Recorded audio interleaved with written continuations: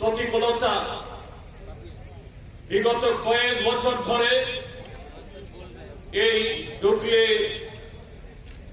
আমাদের যে পার্টি মহকুমা এলাকা, এই এলাকায় যে লাগাতার সন্ত্রাস, এটাকে উপেক্ষা করে আজকের এই কর্মসূচিতে সামিল হয়েছেন সমস্ত বন্ধুদের। আর রাস্তার দুধারে অসংখ্য মানুষ যারা আমাদের এই কর্মসূচিকে হাসি মুখে, কেউ হাত তুলে আমাদেরকে সমর্থন জানিয়েছেন, উৎসাহ প্রদর্শন করেছেন। আমি সমস্ত সুধী নাগরিকদের এবং যারা আমাদের বক্তব্য শুনছেন দূর থেকে, এই এলাকার দোকানে পথচারে সমস্ত বন্ধুদের আমাদের পার্টির তরফ থেকে অভিনন্দন, শুভেচ্ছা, নমস্কার এবং আদাব জানাচ্ছি। বন্ধুরা, আমরা ত্রিপুরা রাজ্যের মানুষ অধীর আগ্রহে অপেক্ষা করে আছে ত্রিপুরা রাজ্য থেকে দুঃশাসনের রাজত্বের অবসানে আমাদের ভারতবর্ষের নির্বাচন কমিশন কবে নির্বাচনের ঘোষণা করবেন। তার মধ্য দিয়ে ভোটের তারিখ ঘোষণা হবে। এই রাজ্য থেকে গণতন্ত্রের দুশ্মন, সংবিধানের হত্যারক যারা গত 5টি বছর এই ত্রিপুরা রাজ্যের মানুষের বুকের উপরে স্টিল রোলার চালিয়েছে, শোষণ চালিয়েছে, এ রাজ্যের ঐতিহ্য, এ রাজ্যের যা কিছু আমাদের অর্জন গত 5 বছর একে ব্যঙ্গে চোরে তছনছ করার চেষ্টা করেছে, এই আপদ বিদায় করার জন্য ত্রিপুরা রাজ্যের মানুষ অপেক্ষা করে আছে নির্বাচন কমিশনের তারিখের জন্য। বন্ধুরা, আজকে ত্রিপুরা রাজ্যের মানুষ, শুধু আমরা সিপিআইএম বামপন্থীরা না,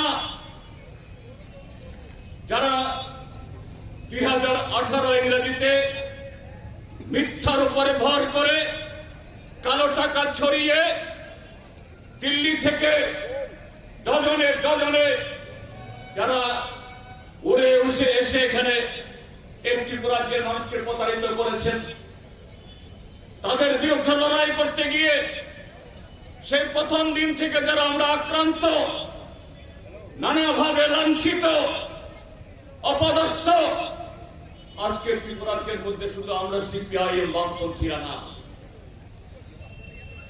আপনারা লক্ষ্য করছেন ত্রিপুরা রাজ্যের শহর থেকে গ্রামে, সমতল থেকে পাহাড়ে সমস্ত গণতান্ত্রিক ধর্মনিরপেক্ষ শক্তি ঐক্যবদ্ধ হচ্ছে এবং যার যার মতো করে কিভাবে ত্রিপুরা রাজ্য থেকে এই গণতন্ত্রের শত্রু, সংবিধানের শত্রুদেরকে ত্রিপুরা থেকে হটানো যায়। কেন পরিস্থিতি তৈরি হলো? ত্রিপুরা রাজ্যের মানুষ সেই 2018 বিধানসভা নির্বাচনে যেহেতু আমাদের দেশের মাননীয় প্রধানমন্ত্রী, তার সাথে আরো ডজনে ডজনে কেন্দ্রমন্ত্রীরা এখানে এসে এই রাজ্যের মানুষকে এদের ঠকানোর জন্য, ভুলানোর জন্য, তাদের ভোট ছিনতাই করার জন্য এখানে ত্রিপুরা রাজ্যের মানুষকে বুঝিয়েছিলেন বামপন্থী ফ্রন্ট সরকার, তাদের সীমাবদ্ধতা আছে। ভারতবর্ষের মধ্যে বামপন্থী ফ্রন্ট চালিত ত্রিপুরা এবং কেরালার বাইরে আর কোন রাজ্য নেই। তাদের পক্ষে পুনর্বার এই ত্রিপুরা রাজ্যে বামপন্থী ফ্রন্ট সরকার আসলেও এই রাজ্যের মানুষের এই রাজ্যকে আরো এগিয়ে নিয়ে যাওয়ার, উন্নয়নের উপর তলায় নিয়ে যাওয়ার, এদের সে স্বপ্ন পূরণ হবে না, সে আকাঙ্ক্ষা পূরণ হবে না।